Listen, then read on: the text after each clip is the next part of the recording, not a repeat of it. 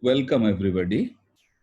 Now in lecture 15, starting page 76 onwards, we will try to formulate electrodynamics in Minkowski space.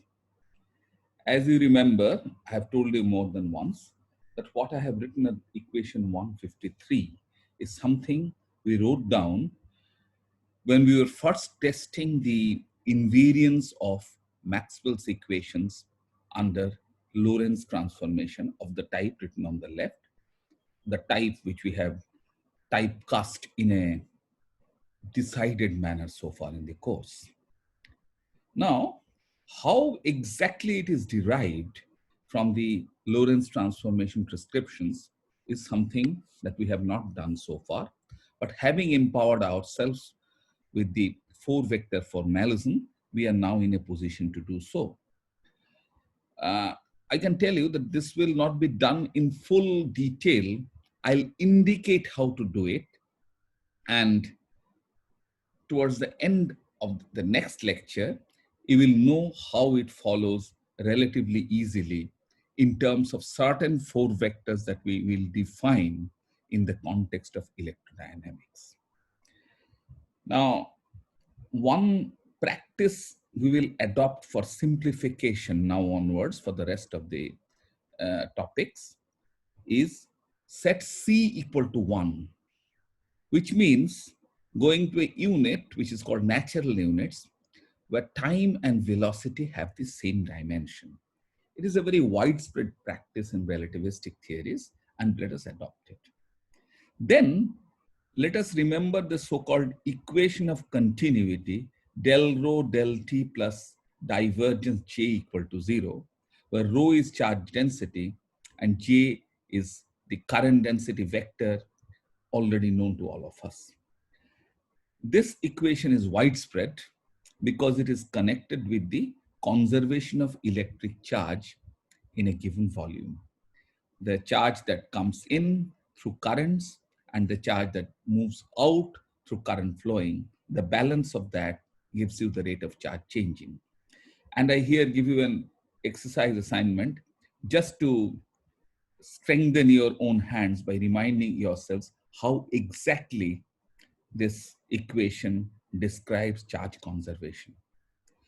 Now, remember the prescription for inner product of two vectors, and also remember that del mu is an four vector with del x naught as the space time component and minus del as space component. Once you do that, you can immediately see that the continuity equation for electric charge can be cast in the form of equation 157, where a four vector like quantity, four component quantity more precisely, with the rho as the so-called time-like component and j as its three vector, can be defined called j mu, and this equation of continuity is nothing but del mu of j mu equal to 0. Now, as I've already told you, there is a theorem called the quotient theorem into which I'm not entering, which tells you that if one four vector has an inner product with another four vector and the right hand side is a scalar, then the object where this inner product like quantity was defined according to the prescription in that particular space, that also has to be a four vector.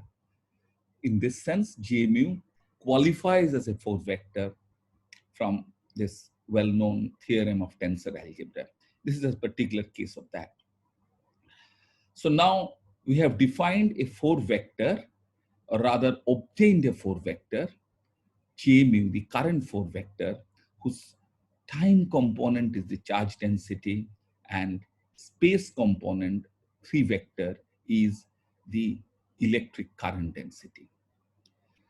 We can also, as in equation 159, define the square of the del mu operator, which is an inner product of that four vector del mu with itself.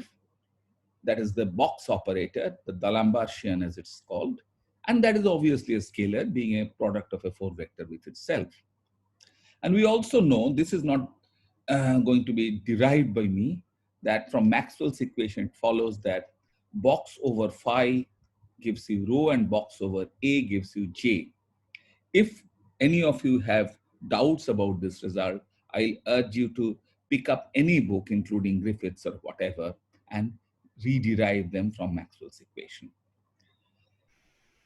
Now, knowing that rho and J constitute a 4 vector, we can write equation 161 now, where A mu is another 4 component object with phi taking the role of the time component, the electrostatic potential, and the vector potential A taking the form of the space component. Thus, you have the quantity A mu so far, on which you have the D'Alembertian operator yielding the 4 vector J mu. So, when box is a scalar, J mu is a scalar, A mu has to be a scalar from the same theorem as before.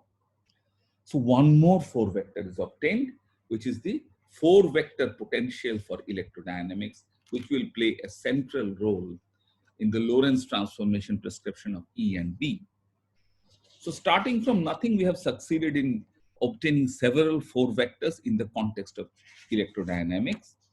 The current 4 vector, the 4 vector potential, and so on. But before we apply them, let us get back, as in page 78, and answer the question as to what is the Lorentz transformation property of electric charge, not charge density, electric charge density integrated over space. It can be defined as rho equal to dq dv, that is to say, charge content in an infinitesimal volume. Now follows a little bit of algebra. dv can be written as d4x divided by dt, and proceed further very simply, and you get all the way up to equation 163, where J mu, the current 4 vector we have already defined, emerges as dq over d4x. d4x is, of course, the sort of unit volume in Cartesian space, times dx mu, where dx mu is the 4 position back vector. Now, we make an assertion that d4x has to be Lorentz invariant, that is to say scalar. First of all, 163 tells us that a 4 vector J mu is d4x over dq over d4x times dx mu. That is to say, a 4 vector is something times another 4 vector. So dq d4x has to be a scalar. Our argument will be complete once you identify the scalar character of d4x. With c equal to 0, one can write the differential form of the Lorentz transformation equations as in equation 164 and explicitly carry out a little bit of algebra. And you know that in the transform coordinate system, if dx prime dt prime is the relevant part of d4x, because the other quantities are not changing, other coordinates, that has to be dx dt multiplying the Jacobian of the transformation matrix.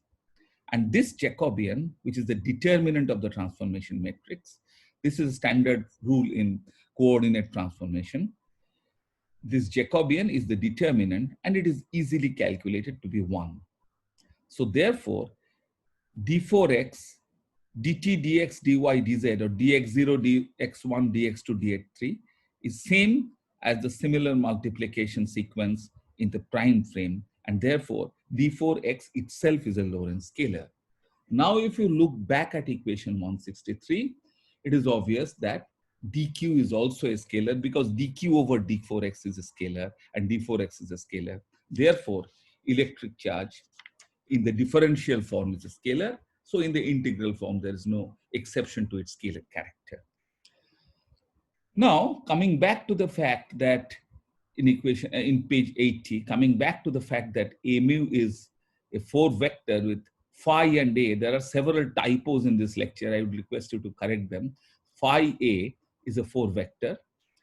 How does it look in the two frames, S and S prime? Now, suppose S prime is a frame which is co-moving with a charge Q, which is moving with velocity V in frame S. Then in S prime frame, there is no magnetic field because it's a static charge, and the electric field or electric potential is given in the usual way corresponding to Coulomb's law. Phi prime in that frame is Q over 4 pi epsilon naught R prime. And now we are empowered by the wisdom that Q is a scalar. So phi will transform and AX will transform.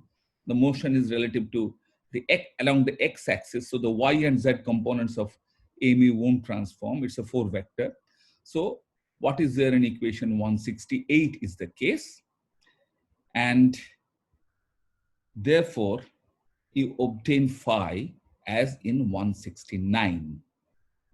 This tells you that finally, phi can be expressed as in 170, and AX is given in terms of that phi, multiplying it by V.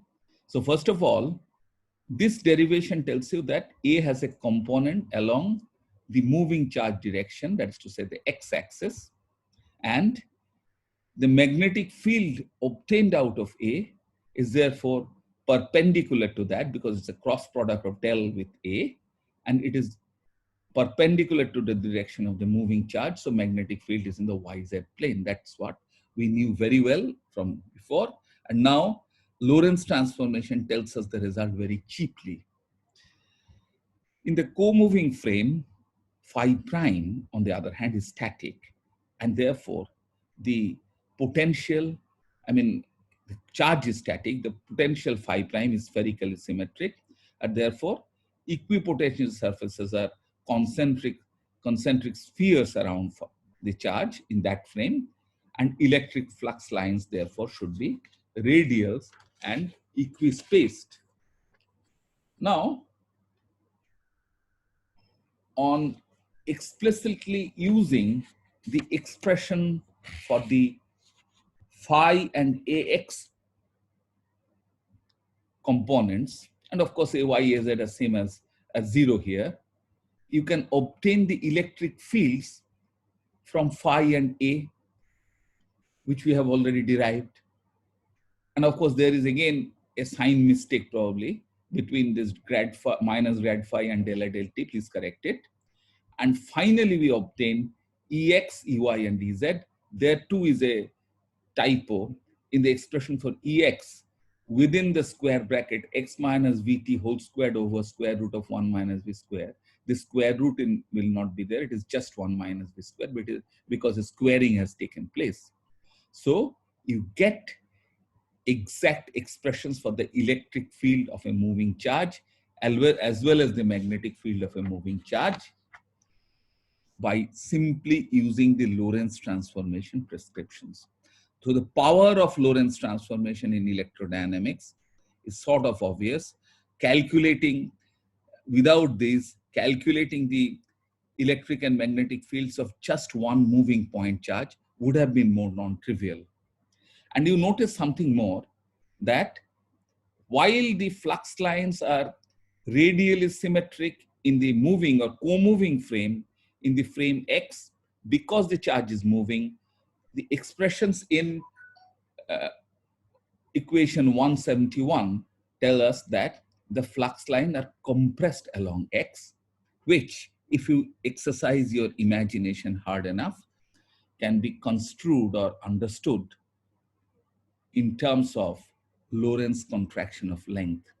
The whole system is moving, you are seeing it, and you measure the distance between two flux lines in your frame, and you will find that measuring, some points parallel to the x-axis, along a line parallel to the x-axis, the distance between 2 points in a flux line at the same time, you will see that they have contracted with respect to what the spacing would have been in a co-moving frame where they are equispaced. So Lorentz contraction also tells us how the flux lines get compressed as the charge is moving.